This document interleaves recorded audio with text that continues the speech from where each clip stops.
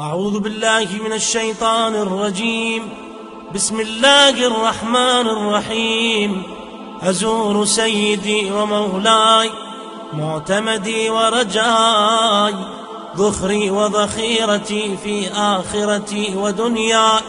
مولاي ومولى الثقلين ونور العينين، أبي عبد الله الحسين،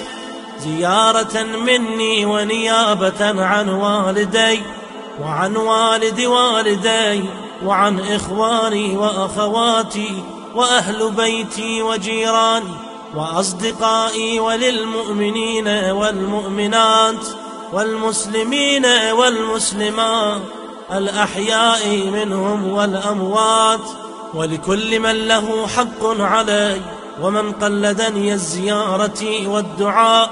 وبالنيابة عن سيدي ومولاي صاحب العصر والزمان عجل الله تعالى فرجه الشريف، قربة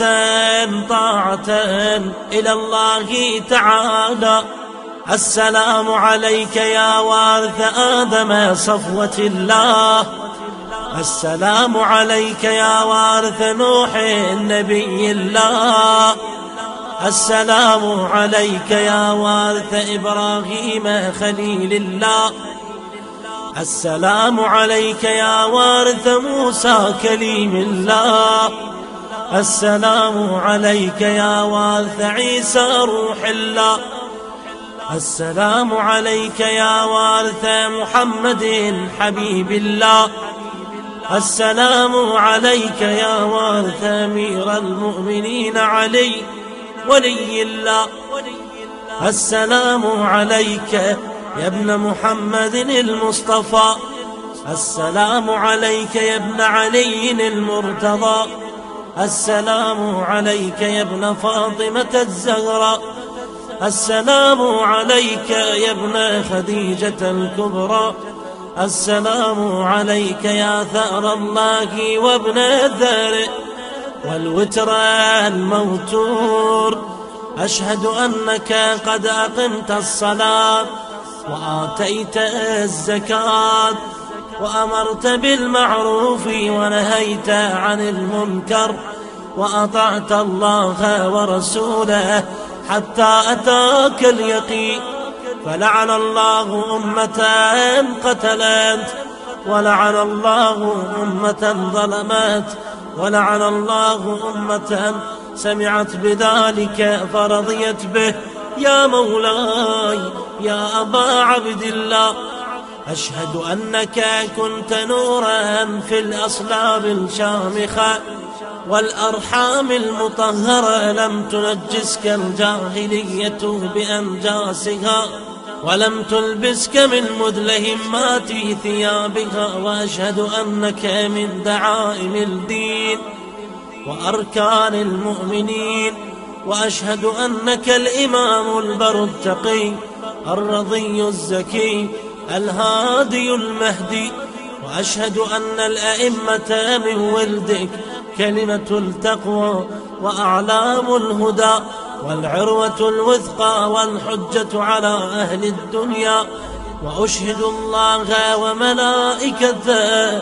وأنبياءه ورسله إني بكم مؤمن وبإيابكم موقن، بشرائع ديني وخواتيم عملي، وقلبي لقلبكم سن وأمري لأمركم متبع. صلوات الله عليكم وعلى أرواحكم وعلى أجسادكم وعلى أجسامكم وعلى شاهدكم وعلى غائبكم وعلى ظاهركم وعلى باطنكم، بأبي أنت وأمي يا ابن رسول الله، بأبي أنت وأمي يا أبا عبد الله. لقد عظمت الرزية وجلت المصيبة بك علينا وعلى جميع أهل السماوات والأرض، فلعن الله أمة